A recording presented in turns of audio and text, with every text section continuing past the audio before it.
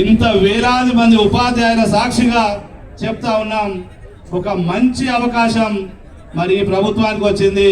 ఎంతో మంది ముఖ్యమంత్రులు వచ్చిండ్రు పోయినరు, ఎవరికి కూడా దక్కలేదు. సిపిఎస్ రద్దు చేసే ఒక గొప్ప అవకాశం ప్రస్తుత ముఖ్యమంత్రి రేవంత్ రెడ్డి గారికి వచ్చింది.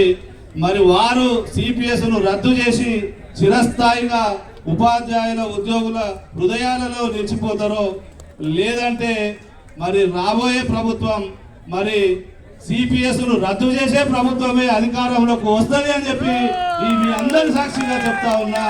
దీన్ని ఇవాళ మరి పాలకులు గుర్తుపెట్టుకోవాలని చెప్పి కూడా మరి ఈ సందర్భంగా నేను ప్రభుత్వాన్ని కోరుతూ ఉన్నా.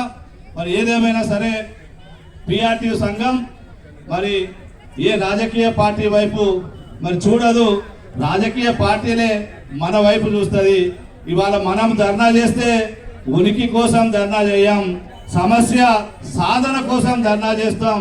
ఇదే ఇందిరా పార్కు వేదికగా ఎన్నో ధర్నాలు మరి ఆ రోజు అప్రెంటిస్ విధానాన్ని రద్దు చేయడం కానీ, తెలంగాణ ఉద్యమంలో మరి ఆనాడు పిఆర్టీ ఆధ్వర్యంలో ధర్నా చేయడం కానీ, మరి పక్కనే ఉన్నటువంటి ఎన్టీఆర్ స్టేడియంలో మరి ఆ రోజు వెంకటరెడ్డి గారి అధ్యక్షతన మరి ఆనాడు మోహన్ రెడ్డి గారు ఎమ్మెల్సీగా ఉండి మరి ముఖ్యమంత్రి స్వయంగా జీవో పట్టుకొని మరి మనకు వచ్చి మన వేదిక పైన ఇచ్చినటువంటి సందర్భాన్ని కూడా మరి ఈ సందర్భంగా గుర్తు చేస్తా ఉన్నా.